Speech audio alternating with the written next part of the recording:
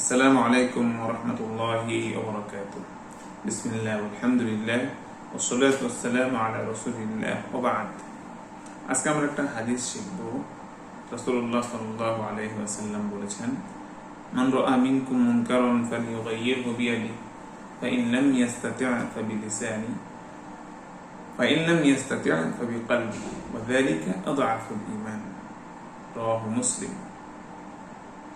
রাসূলুল্লাহ সাল্লাল্লাহু আলাইহি ওয়াসাল্লাম হাদিসের মধ্যে বলেন যে তোমাদের মধ্যে থেকে কেউ যদি কোনো অন্যায় দেখে, কোনো জুলুম দেখে, নির্যাতন দেখে, তাহলে সে যেন তার হাত দিয়ে সেই মাজলুম ব্যক্তিকে জালেমের হাত থেকে রক্ষা করে এবং অন্যায় থেকে তাকে বিরত রাখে। আর যদি সে হাতে না পারে তাহলে কমসে কম মুখ দিয়ে সে তাকে বলতে হবে যে এটা অন্যায়, এটা তুমি করতে পারো না, তুমি তাকে কেন জুলুম করতেছো, সে তো মাজলুম, তুমি জালেম, অতএব অন্যের উপর জুলুম করা থেকে বিরত থাকো। এই অবস্থায় মাজলুমের পাশে দাঁড়াতে হবে, তাকে জালেমের জুলুম থেকে রক্ষা করার জন্য চেষ্টা করতে হবে। আর যদি এটাও না পারা যায় তাহলে কমসে কম মনে মনে এই কাজটাকে ঘৃণা করতে হবে এবং দোয়া করতে হবে যে আল্লাহ তাআলা যেন এই জালেমের জুলুম থেকে এই মাজলুম ব্যক্তিকে অথবা ব্যক্তিদেরকে, জাতিকে রক্ষা করেন। আজকে পুরো পৃথিবীতে যে অবস্থা, ফিলিস্তিনের মধ্যে ইহুদিবাদী ইসরায়েল কর্তৃক মুসলমানরা ওখানে নির্যাতিত হচ্ছে এবং বাংলাদেশের বর্তমান যে পরিস্থিতি, এখানের মধ্যে এক পক্ষ জালেম আর এক পক্ষ মাজলুম।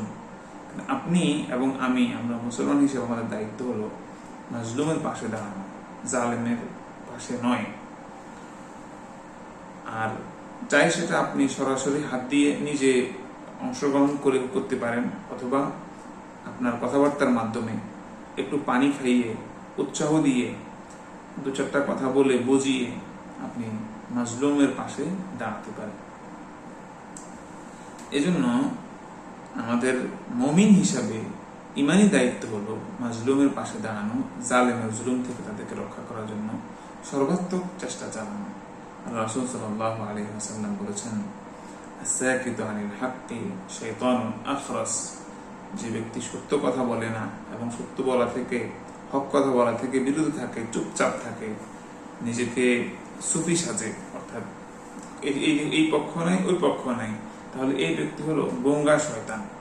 আল্লাহ তাআলা আমাদেরকে খাঁটি মুমিন হিসেবে কবুল করুক এবং প্রত্যেক জালেমের জুলুম থেকে আমাকে, আপনাকে এবং আপনার সন্তানকে, এই বাংলাদেশের এবং পুরো পৃথিবীর সকল মাজলুমদেরকে আল্লাহ তাআলা হেফাজত করুক এবং দেশের মধ্যে শান্তি শৃঙ্খলা বজায় থাকুক।